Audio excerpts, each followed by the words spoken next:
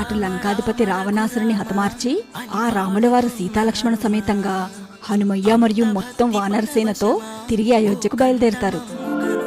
ఇటేమో అయోధ్యలో అన్ని సంవత్సరాల తర్వాత రాముల వారు తిరిగొస్తున్న శుభ సందర్భంలో ఊరు వాడంతా వారిని స్వాగతించడానికి ఏర్పాట్లు మొదలు పెడతారు. ఇక దారిలో ఒక చోట ఆగి అందరూ సేద తీర్చుకుంటుంటే ఎందుకో హనుమయ్య ఏదో చెప్పడానికి సంకోచిస్తున్నట్టు ఆ రాముల వారు గమనిస్తారు. ఏదైనా చెప్పాలనుకుంటున్నావా హనుమ అని రామయ్య తండ్రి అడిగితే, అయ్యా రామయ్య, లంకలో యుద్ధం ముగిశాక వచ్చి నన్ను ఒకసారి కలువు హనుమా అని మా అమ్మ అంజనీమాత ఆదేశించింది. అయోధ్యకెళ్ళక ముందు ఓసారి అమ్మను కలిసి తన పాదాలను తాకాలనుందయ్యా అని హనుమయ్య అంటాడు.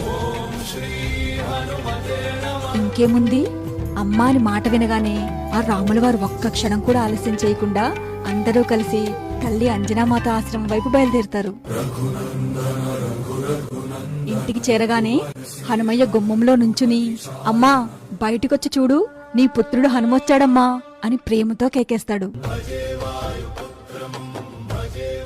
తల్లి అంజనీమాత బయటకొచ్చి హనుమతో పాటు ఆ సీతారాములను చూడగానే ఆనందంతో నోట మాట ఆగిపోతుంది.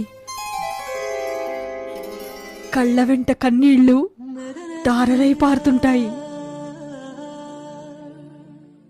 రామయ్య తండ్రిని గుండెలకి హత్తుకున్న అంజనీమాతకి ఆనంద బాష్పాలు ఆగవు. అలా ఆ సన్నివేశం చూసిన హనుమయ్య ఆనందంతో పరవశించిపోతాడు. అప్పుడు అంజనీమాత హనుమయ్య వైపు చూసి ఏమంటుందో తెలుసా? ఏమంటారమ్మా?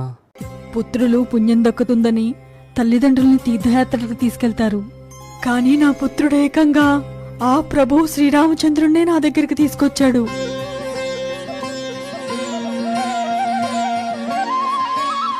ఇంతటి అదృష్టం ఏ తల్లికి దక్కుతుంది?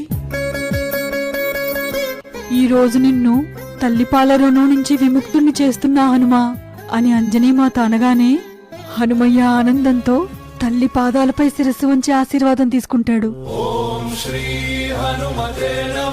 తల్లిపాల రుణము ఎవరూ తీర్చుకోలేరని అంటారు, కానీ ఈ సృష్టిలో ఆ అదృష్టం కేవలం ఒక్క హనుమయ్యకి మాత్రమే దక్కింది.